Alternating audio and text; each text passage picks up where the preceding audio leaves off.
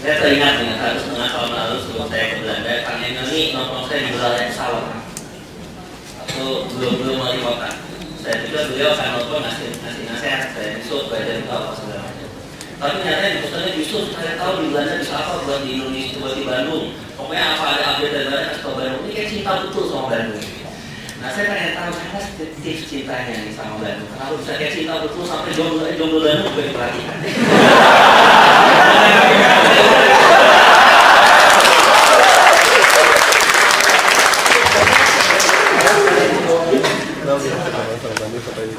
Ibu saya pernah bilang, ibu saya itu guru abadi, sampai kapanpun ya mengajari nilai-nilai kita cita-cita lahir sampai beliau nanti berpulang pasti mengajari. Dan sekarang nasihat ke saya itu cuma dua, jadi kalau ya sudah makan belum, sudah sholat belum, itu aja. Kemana-mana urusannya hanya nasihatnya dua. Bahkan apa istilahnya, kursi paling nyaman dunia itu adalah duduk di Papua. Saya mengingatkan bahwa energi hidup saya itu banyak memang lahir dari kaum wanita. Ya. Ada keikhlasan istri, ada doa ibu, itu yang menguatkan rasa cinta ke Kota Bandung. Karena ada istilah di balik pria hebat ada, di balik pria sukses ada wanita-wanita hebat. Kan? Di balik wanita hebat ada kartu kredit 4.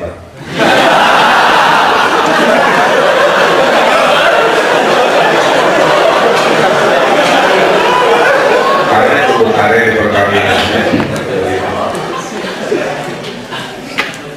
Jadi gini, kalau pakai cinta itu ada base-nya, ada energi. Gitu. Kalau tidak pakai cinta, kita hanya dikasih ini aja. Kepuasan itu lahiriah. Tapi kalau pakai cinta itu ada ini. Ibu saya mengajarkan cinta itu ada 3, satu kepada Allah Subhanahu Wa Taala, kedua kepada sesama manusia, ketiga ke tanah kelahiran. 4 kita berpijak memilih air tanah yang menjadi udara. Itulah justru gara-gara cinta, tapi diawali kegelisahan karena dulu saya berada di luar sistem kan. Dia pulang dari Amerika, dari Hong Kong, dari mana pulang ke Pasteur tuh. Nah kegelisahan itu mewujud pada tekad. Sudah saya keluar dari comfort zone, dari dunia yang mengikuti saya ke dunia baru yang kumangke. Jadi dalam 5 bulan ini saya belajar hal baru, komunikasi dengan DPRD, berbahasa, meyakinkan PKN, meyakinkan macam-macam hal baru. Jadi pakai teori sepeda, sambil berjalan mencari keseimbangan, nggak boleh berhenti, pasti jatuh, nggak boleh mundur, nggak bisa mundur kan sepedanya. Saya sepeda atrek, jadi pakai teori sepeda tadi. Jadi mau Bandung hari ini dicaci maki, dibikin posisi optik dan sebagainya, saya terima karena saya mewarisi memang Bandung yang lebih banyak masalahnya dibanding prestasi. Justru karena banyak masalah lah, saya ini ubah. Karena jiwa itu dengan kesabaran tadi. Nah kalau cinta itu kan begini, kalau pasangan kita bagi yang sudah punya pasangan ya. Kalau pasangan kita sesuai harapan, dan kita makin cinta, tuh.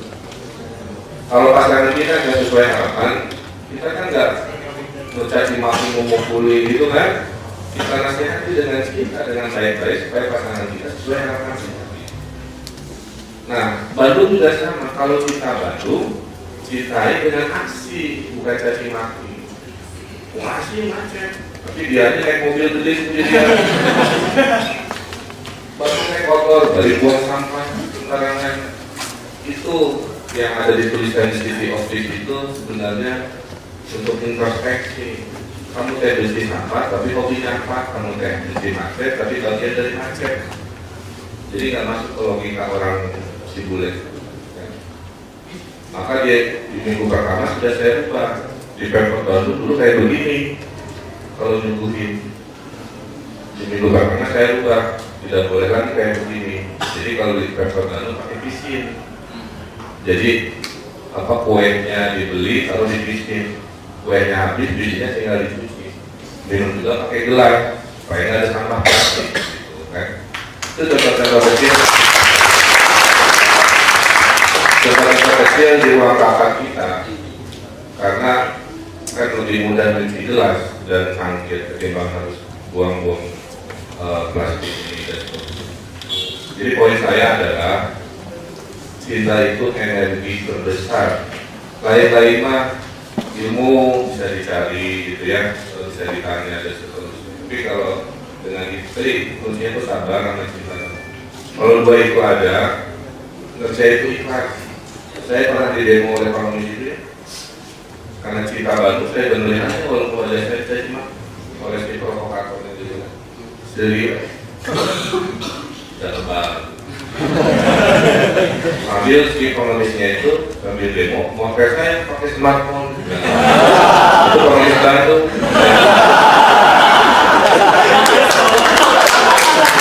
Penghasilannya bisa sampai 10 juta per bulan. Jadi ya singkat cerita kira-kira modal non ilmu gitu ya, modal non politik kadang-kadang menjadi penting, menguatkan. Saya bilang jangan masuk politik praktis kalau mental tidak siap. Itu zaman kampanye aja saya luar biasa stresnya karena tidak terbiasa. Kita nggak ada masalah ya, tapi gara-gara beda coblosan kamu jadi lucu ke saya. Terus membeli campaign, mencari-cari. Itu sesuatu yang dalam budaya politik sekarang di Indonesia begitu gaya. Jadi politik menjatuhkan, bukan politik bersaing. Itu masalah. Ketimbang kita menjual gagasan, banyak orang menjual informasi-informasi sesat untuk menjatuhkan. Nah, di dunia yang masih jahiliyah seperti itu, kalau mental tidak siap, saya sediakan itu dia sabar cinta. Terima kasih, hanya tepuk tangan.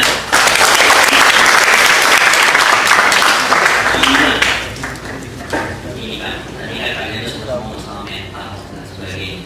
Terus tadi juga sempat disinggung juga masalah politik kita anti gagasan gitu, mungkin atau belum siap dengan penuh gagasan gitu, jadi sangat profesional. Ini makan sebuah jadi juga mengamati dengan politik dan juga sebagai anak muda. Gimana kita sebagai anak muda, yang politik kita cuma punya gagasan. Itu masuk ke batas, kami menunggu idealisme.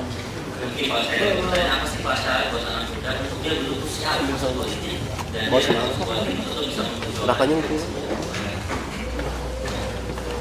Modal untuk berpolitik itu banyak, modal untuk berkuasa banyak. Teman-teman pergi ke Gramedia, cari buku dasar-dasar ilmu politik dari Miriam Widiarjo atau tentang politik Indonesia dari Ramlan Surbakti, itu ada. Satu, modal materi uang. Kedua, modal keturunan, anaknya siapa. Ketiga, modal popularitas. Keempat, modal keahlian. Ada beberapa. Saya sampai pada satu kesimpulan. Setiap orang bisa mulai dari modal berbeda-beda. Ya. Yang modalnya otot, preman, ada. Hercules sekarang jadi politisi. Siapa lagi? Banyak preman-preman jadi politisi, banyak juga. Yang modalnya keturunan ada juga. Ada juga. Banyak sekarang di dinasti. Yang modalnya harta ada juga. Tapi kalau bicara sunatullah, kalau bicara wanita yang ada, kita harus bisa baca tanda-tanda zaman yang mana yang akan sesuai dengan zaman kita. Saya percaya di masa depan politisi dengan basis kompetensi, keahlian, skills itu akan jauh lebih powerful, akan jauh lebih long lasting. Uang bisa habis. Gak selamanya kita menjadi anak seseorang, anak Bung Karno, anak siapa, gak selamanya. Kita berdua bukan anak siapa-siapa kan, bukan anak presiden, gubernur, bupati, bukan. Tapi kalau kita modal kompetensi, insya Allah modal itu seperti kapital yang terus bertambah. Kita pelajari tokoh-tokoh besar setelah reformasi. Kebanyakan adalah orang-orang yang berbasis kompetensi. Profesor Dr. Yusril Iza Mahendra, Profesor Dr. Mahfud MD, Profesor Dr. Amin Rais. Ima ayat PhD. Jadi coba bayangkan seorang Roy Suryo, apa modal dia sampai dia sekarang duduk sebagai mentor? Modalkan Photoshop.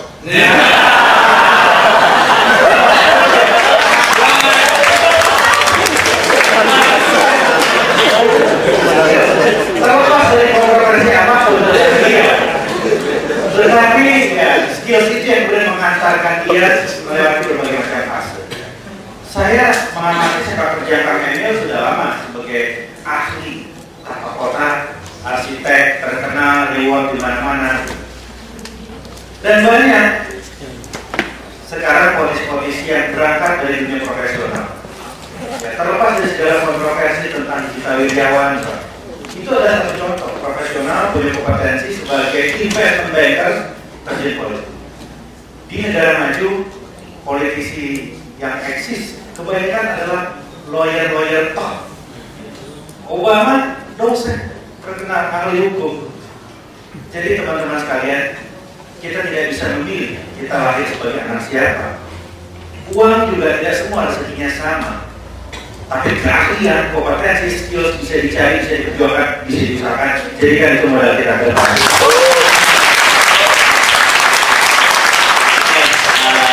Asik ya ngomong sama anak muda. Jadi kata KPU itu kita punya 180 dari 600 kepala daerah khususnya di bawah 45 tahun. 180 sampai jadi masih kurang lebih sepertiga. Itu sangat sedikit. Yang 2/3-nya itu yang tadi disebut Kang Bima, Kang Emil dan generasi bapaknya mereka gitu kan. Dan ini jadi tantangan buat kita, bisa nggak 5 atau 10 tahun mendatang ya paling nggak 2/3 pemimpin daerah itu usianya di bawah 40 tahun.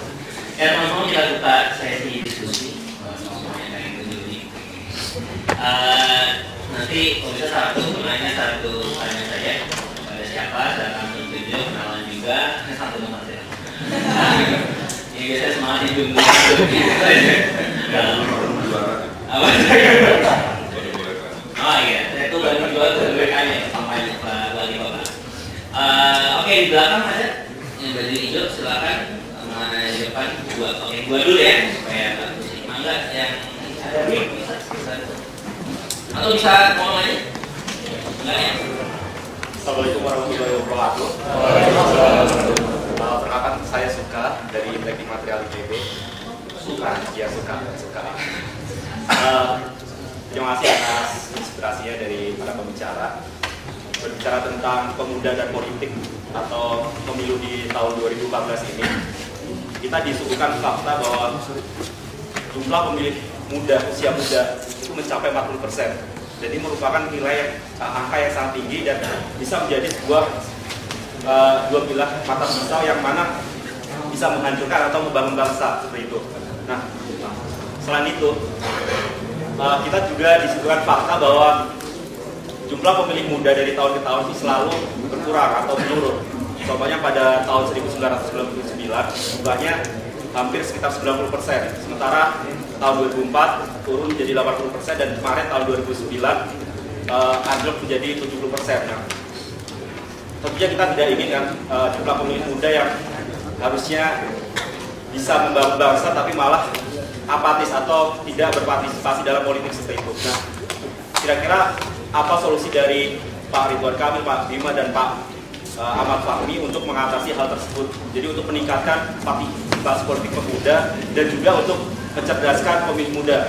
Itu yang pertama. Pertanyaan kedua, boleh satu aja. Terakhir kedua. Satu aja.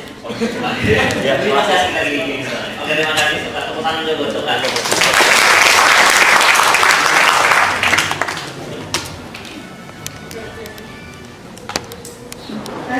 Bismillahirrahmanirrahim. Assalamualaikum warahmatullahi wabarakatuh. Ya, nama saya Alika Lulu dari Forum Indonesia Muda.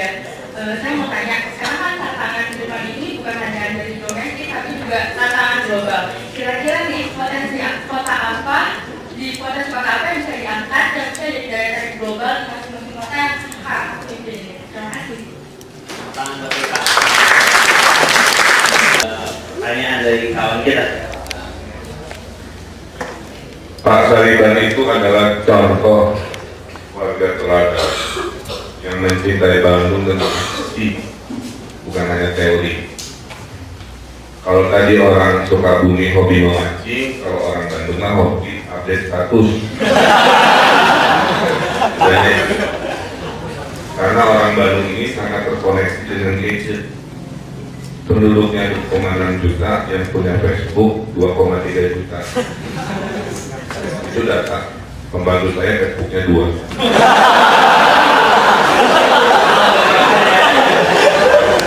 Satu asli yang satu nama yang bukan. Jadi mengkampanyekan segala sesuatu di Bandung, saya sekarang banyak menggunakan dua cara. Satu cara konvensional, satu cara teknologi sosial media. Bandung sedang bereksperimen menggunakan sosial media sebagai cara berkomunikasi dengan publik.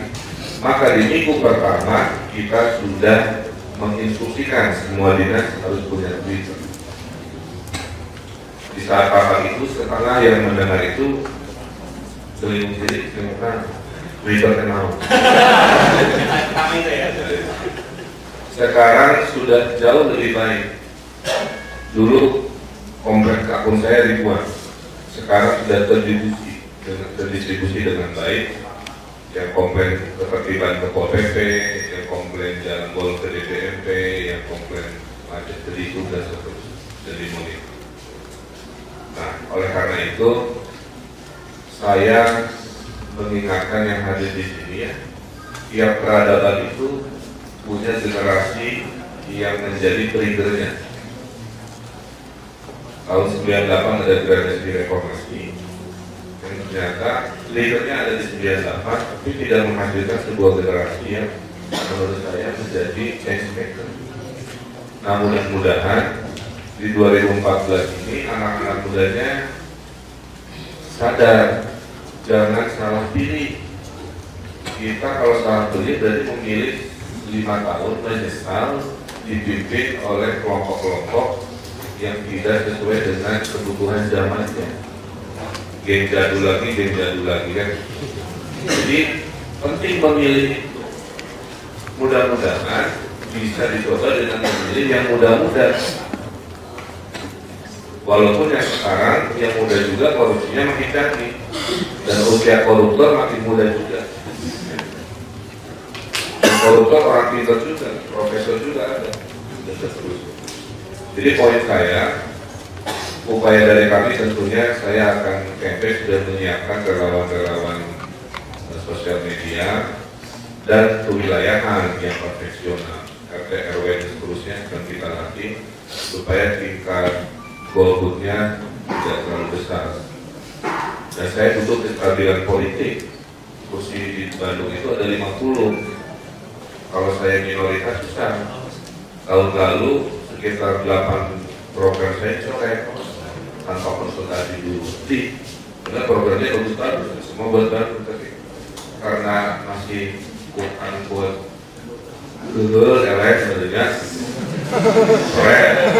Nah, kan susah, maka saya berharap 2014 khususnya Bandung punya kelompok parlemen yang mendukung Bandung juara. Oleh karena itu saya butuh dukungan dari yang muda-muda untuk memilih dengan cermat si 50 orang yang akan mendukung Bandung menuju juara tadi. Kalau tidak dan apatis, ya kita harus siap lagi misalkan berada pada situasi itu. Yang kedua tadi terkait dengan potensi global. Ya, saya 17 tahun secara profesi, proyek saya global. Jadi setelah jadi wali kota, networking saya paling semua sekarang. Saya percaya networking siapa yang berjejaring hidupnya lebih mudah karena punya jaringan. Maka saya sudah 11 kali ketemu dengan kelompok yang berbeda di Eropa kemarin ini. Kemudian sudah 6 duta besar datang ke Kota Bandung, terakhir Menteri Luar Negeri Singapura. Kemarin saya rapat di American Chambers of Commerce ya, dengan 8 pengusaha-pengusaha kelas dunia yang nilai investasinya kurang lebih 600 triliun dalam 3 tahun ke depan. Jadi itu akan saya kejar, karena membangun Bandung ini nggak bisa dengan APBD saja. Bandung ini APBD tahun ini 5,1 triliun, setengahnya habis buat PNS. Dengan 2,5 triliun kebutuhan Bandung, karena kecamatan kita 30, besar banget ya, kelurahannya 150. Nggak cukup bangun flyover, bangun monorail juga harus pakai beli orang dan jadi tanpa wali kotanya bergerak, tidak hanya tadi ya, kotor-kotoran di bawah juga harus bergerak ke pergaulan internasional. Waktu saya sampaikan kemarin di pengusaha-pengusaha Amerika itu, mereka justru menyemangati karena the real action itu ada di kota-kota. Ada artikel di New York Times juga menyemangati sama bahwa the future local leaders kita ini akan lebih signifikan dibanding federal leaders, yaitu pemimpin di level negara, yang satu kebijakan, yang satu yang beraksi. Maka itu menyemangati. Jadi makanya sekarang saya lagi mencari seorang menteri luar negeri dan belum ketemu.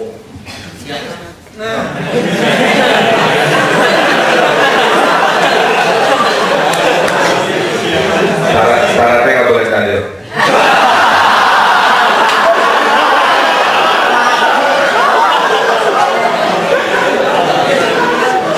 Ini nggak ada dalam struktur kita kan, gimana? Ya, hubungan relation internasional. Jadi sekarang saya kebingungan setiap saya sudah berbuih-buih dan meyakinkan pengusaha Belanda, Amerika, dan karena SDM-nya pas-pasan gitu. Maka itu gagasan saya lahir Kamis Inggris supaya menghimbau kita berbahasa Inggris menaikkan global global. Saya mau bikin les buat para PNS, soalnya 500 supaya kalau ada orang bule pede, ada orang asli pede, kita mau bikin, saya akan presentasi ke Pak SBY dalam Bandung Teknopolis. Jadi di dibagi nanti ada akan Silicon Valley-nya Indonesia mau saya kali ke Bandung. Itu saya akan bawa semua global companies Fortune 500 untuk buka kantor di situ karena kita timing sudah. Jadi saya kira tidak bisa hanya mengandalkan lokal, internal, atau kita melihat peluang dan peluangnya tidak hanya regional, ya internasional. Ini butuh kapabilitas. Maka kalau punya saudara yang pede bahasa Inggrisnya, pergaulan internasionalnya baik, dan cinta Bandung, saya butuh orang itu untuk menjadi external relation dari kota.